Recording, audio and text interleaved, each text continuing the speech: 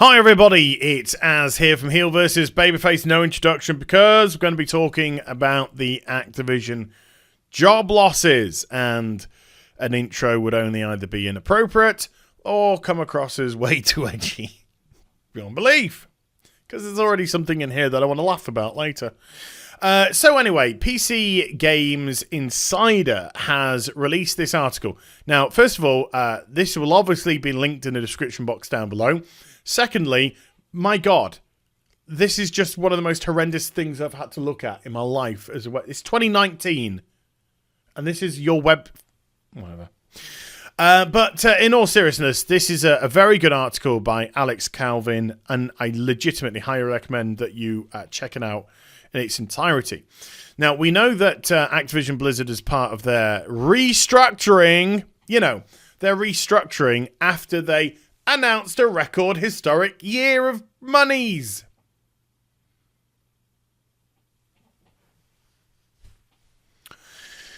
Laid off approximately 800 people. I think it came to around about 775. Well, at Blizzard Entertainment itself, the job losses were 209.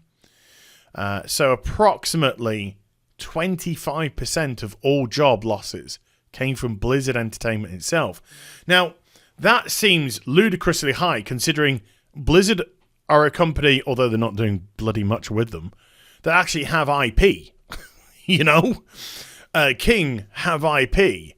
It's Activision. They ain't got any IP. So, you would have thought that, the overwhelming amount of losses would actually be felt at Activision themselves. But when over 25% is at Blizzard Entertainment, then you just I'm kind of shaking my head, really. But, what have Activision got? Call of Duty. Everything else is just freaking diseased now. Well, Call of Duty's diseased, but I mean, at least it's going still.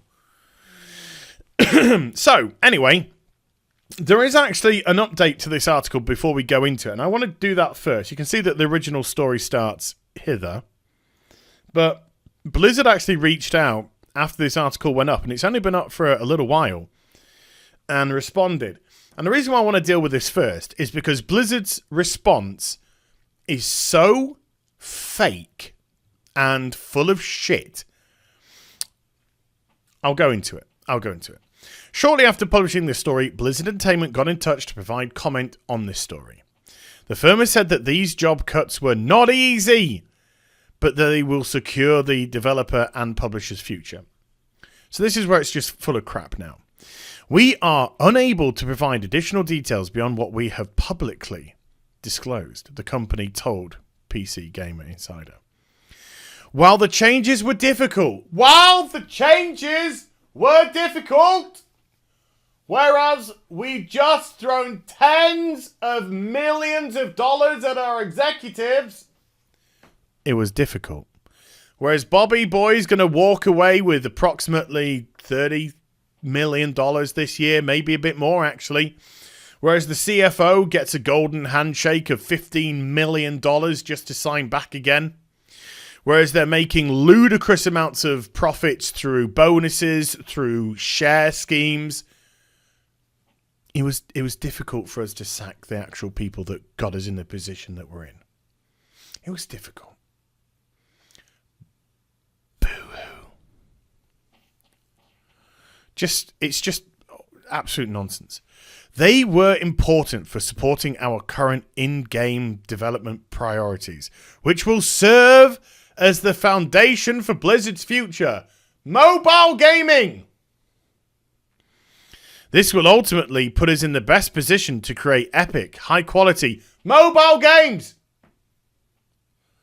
content, and entertainment experiences for our players around the world.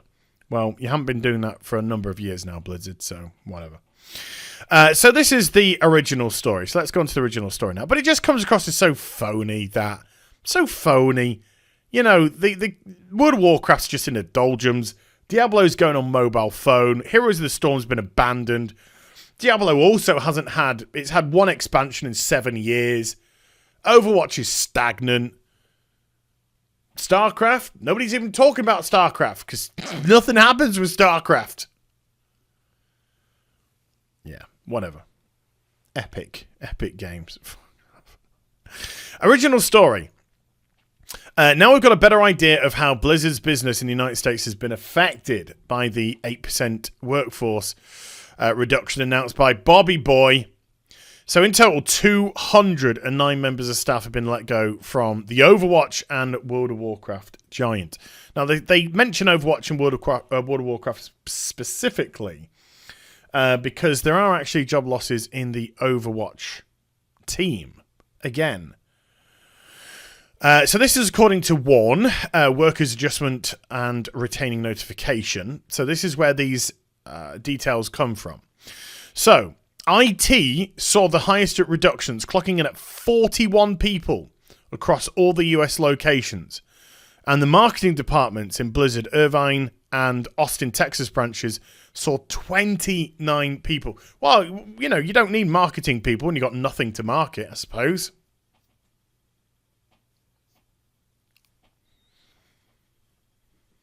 A little bit too cynical? I don't know. We'll get on to some other job losses and you'll see how cynical I can get, believe me. HR across Blizzard's Irvine and California. Well, you don't need HR when you're sacking people, do you? HR are really there for hiring and maintaining. But if you're getting rid of, might as well cut that workforce.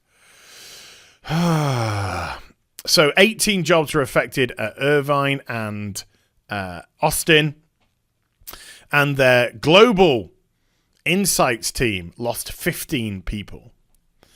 North America publishing team at the Overwatch makers Irvine headquarters saw 12 people go. With the quality assurance, here we go, this is where I get ultra cynical, with the quality assurance team seeing 11 out of those 12 job losses. Why do you need QA when your game's just fucking stagnant? So let the quality assurance people go, because, why do we care about that? Blizzard's Latin America publishing business in Irvine was hit to the tune of 10 people, while web and mobile team across the company's Irvine and Austin branches saw 9 people go. The finance and commercial teams in HQ saw 8 people. Yeah, I need to keep hold of those as much as possible. Activision's name makes an appearance in this filing too. The consumer product team for both Blizzard in Irvine and Activision Publishing in Santa Monica, California and Minnesota were reduced by 7 people. It's not clear what the divide between Activision and Blizzard is here. Battle.net team in Irvine was cut by 5 people, while facilities in that location in Austin saw 3 members of staff lose their jobs. Customer service at Irvine saw just 2 people go, but you have to also take into consideration, right?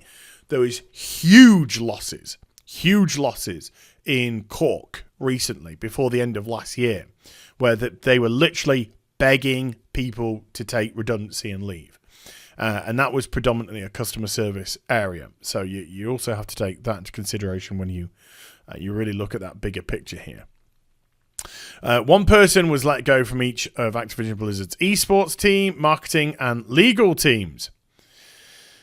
We've reached out to Blizzard several times for comment. Well, they got back to you. The 209 members of staff who have left Blizzard are on top. There we go. On top of the 100+ customer support employees at the company's Cork branch. There you go. Quite coincidental that. I hadn't actually gone further than that last paragraph when I was reading through this. So, yeah. To date, we know where around 500 of the job losses have been made on top of the 209 roles detailed here. So this is going across the whole spectrum of approximately 800 people lost. So it goes into further detail. So I'm going to let you go through the article because it goes into further detail about where the other job losses are. But I wanted to stick specifically with Blizzard Entertainment. I mean, I don't want to reiterate too much, but I will just go over very briefly. BlizzCon, I think BlizzCon of last year changed everything as regards to Blizzard for me. It really did. You know, from just being somebody who was like pissed off with what the state of the World of Warcraft really was. You know, I think at BlizzCon last year, Blizzard Entertainment just showed their true colors, showed exactly who they are, showed exactly how much they don't give a shit about you, how much they're quite prepared to ditch their PC-based communities in favor of pushing a mobile agenda. And yeah, I don't know. I just think even in 5 years' time from now, I think Blizzard's either going to be no longer in existence. I think it's just going to be Activision, or I think it's going to be an incredibly different company than we see or have seen, I should say, because it's already transitioning into something. Yeah. So yeah, it's sad to see where the jobs have gone, you know, and the cross spread of exactly where the job losses are.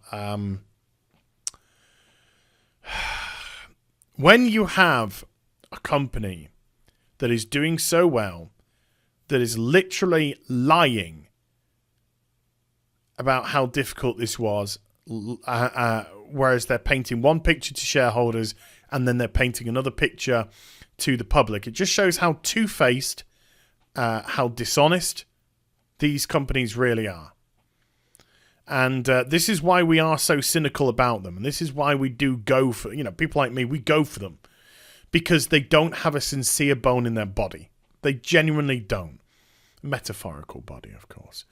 They just don't. They're just full of crap. They just have people who write scripts to pass to others, to say, to email.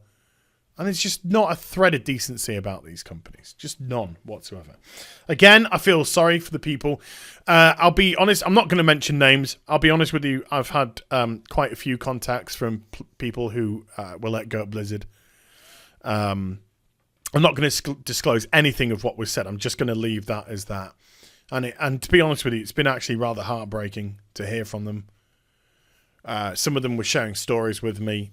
Some of them were discussing other things with me, and it legitimately heartbreaking. And to those people who have reached out, you know who you are.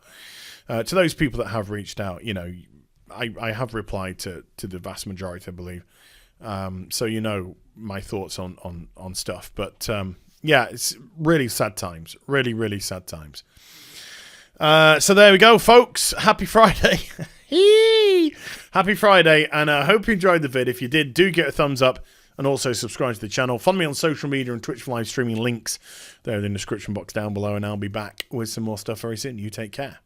Bye for now.